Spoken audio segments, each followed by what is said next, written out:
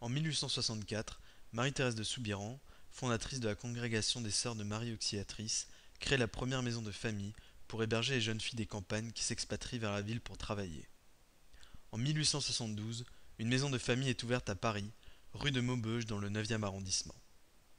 3 ans plus tard, les religieuses inaugurent une société de secours mutuel pour permettre aux jeunes travailleuses malades de recevoir gratuitement, moyennant une cotisation d'1 sou par jour, l'hospitalité et les soins pendant un mois. Un grand nombre de jeunes filles en hospitalité sont atteintes de maladies des voies respiratoires. Or, l'article 18 des statuts stipule: la société n'admet pas les jeunes filles qui, à la première visite du médecin, sont reconnues atteintes de maladies chroniques. Cette première brèche faite à l'article 18 des statuts en entraîna d'autres, mais l'hospitalisation à la rue de Maubeuge ne pouvait être que provisoire. À partir de 1877, la société de secours mutuel loue à Livry, en bordure de la forêt de Bondy, 4 petits pavillons de chasse qu'elle aménage. Les poitrinaires sont isolés et soignés, 15 lits sont ainsi mis en service. C'est la première ébauche de sanatorium. Très rapidement, le nombre des demandes grandissant, le docteur Lefebvre cherche une propriété à acquérir non loin de Livry. En 1881, le château rouge de Villepinte, avec son parc de 8 hectares, est à vendre. Les murs en briques de ce bâtiment, qui remonte à la fin du règne de Louis XIII, lui ont valu ce nom. Les religieuses de Marie Auxiliatrice se hâtent d'en faire l'acquisition. Elles créent une société distincte de celle du secours mutuel. L'œuvre de Villepinte voit le jour. Elle sera reconnue d'utilité publique le 14 février 1920. Le Château Rouge devient l'asile Sainte-Marie, le mot sanatorium n'étant pas encore employé à cette époque. Les religieuses ont procédé immédiatement à la transformation des diverses pièces du château et installent 32 lits dans celle du premier étage. C'est dans la chambre de maître, la plus gaie et la mieux exposée, au levant et au midi, que sont installées les plus malades, celles qui ne peuvent aller que très rarement dans le parc.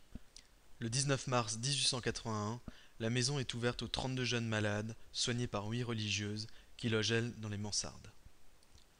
En 1882, l'œuvre achète la ferme attenante au bâtiment pour l'aménager. En l'espace d'un an, le nombre de lits passe de 32 à 66.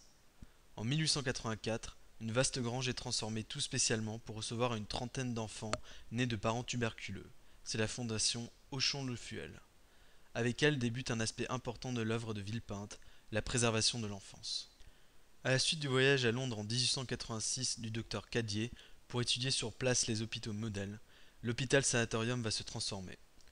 La même année, une construction nouvelle, le pavillon des Tourelles avec façade sur rue, s'élève à l'emplacement d'une partie de la vieille ferme.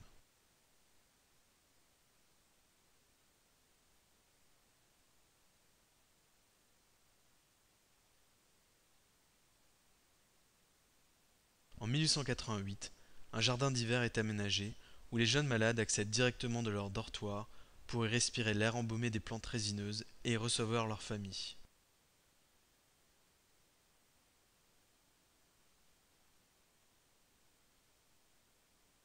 En 1889, un pont vitré relie le vieux château au nouveau bâtiment pour faciliter le service.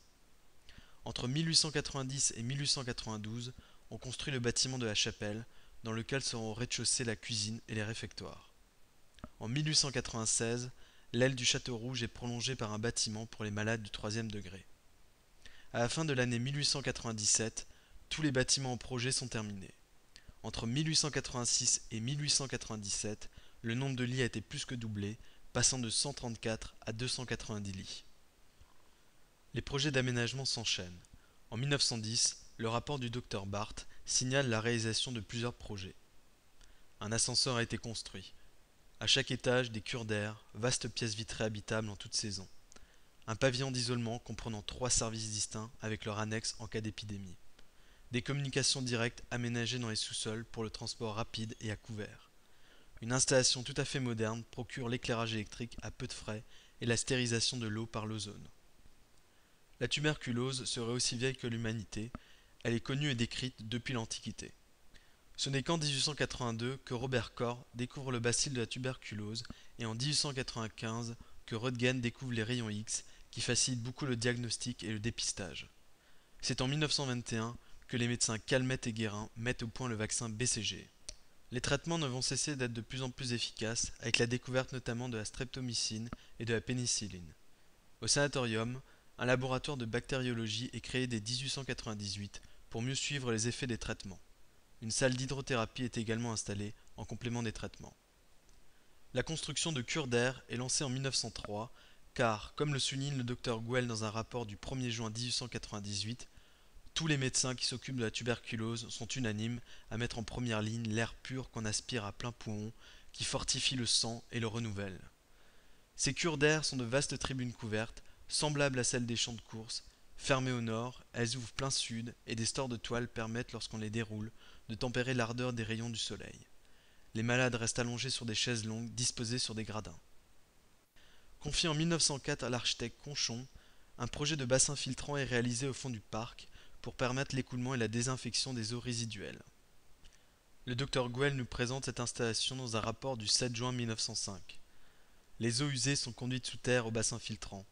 Elles traversent les divers appareils nécessaires à leur transformation et vont ensuite se répandre dans les fossés qui longent le parc. Elles sont alors dans un si complet état d'épuration qu'elles peuvent supporter avec un plein succès l'analyse la plus sévère au point de vue bactériologique.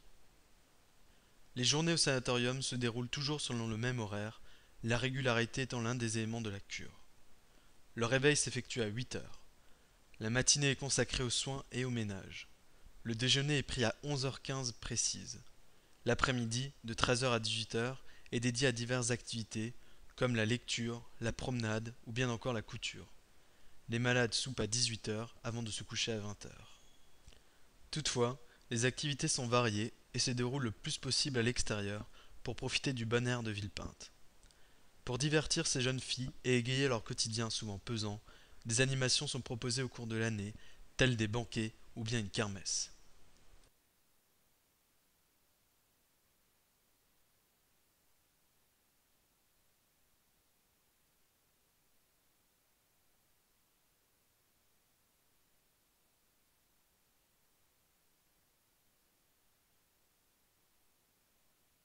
En 1920, l'immeuble situé de l'autre côté de la rue est à vendre. Mademoiselle de Sartige l'achète et en fait don à l'œuvre de Villepinte. Cet immeuble a été construit pour abriter les novices de la congrégation des pères de Picpus à la fin du XIXe siècle. La loi du 7 juillet 1904 interdit et dissout les congrégations enseignantes, contraignant les pères à fermer leur établissement. Il devient alors propriété de l'État et sert de foyer maternel.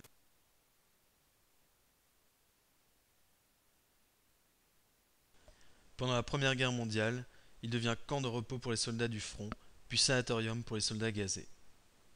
Des transformations s'imposent avant l'ouverture du pavillon. L'acquisition de la Villa Nathalie, propriété voisine, permet d'agrandir le jardin. Grâce aux subventions de l'État, on installe une lingerie-buanderie, une cuisine centrale pour les deux établissements qui sont désormais reliés par un souterrain, des bassins filtrants et une tour d'eau. Le 30 octobre 1922, le pavillon Saint-Louis ouvre 3 services réservés aux femmes et 3 services destinés aux enfants, comprenant des dortoirs de 30 et 40 lits. Ce nouveau pavillon augmente de plus de 200 lits la capacité d'accueil. Les établissements Sainte-Marie et Saint-Louis sont certes 2 bâtiments, mais ne forment qu'un sanatorium avec près de 50 ans d'histoire commune. Revenons tout d'abord sur le pavillon Saint-Louis. En 1926, 3 galeries de cure d'air et une salle de cinéma-théâtre au sous-sol sont aménagées. En 1929 est fait l'acquisition de la ferme située entre Saint-Louis et la rue. Tout est démoli aussitôt et permet de réaliser un très beau jardin en croix de guerre avec une entrée principale sur la rue. En 1940, à l'arrivée des Allemands, les malades sont évacués dans les souterrains. En dépit des difficultés matérielles de l'occupation allemande et des bombardements, le sanatorium continue de fonctionner.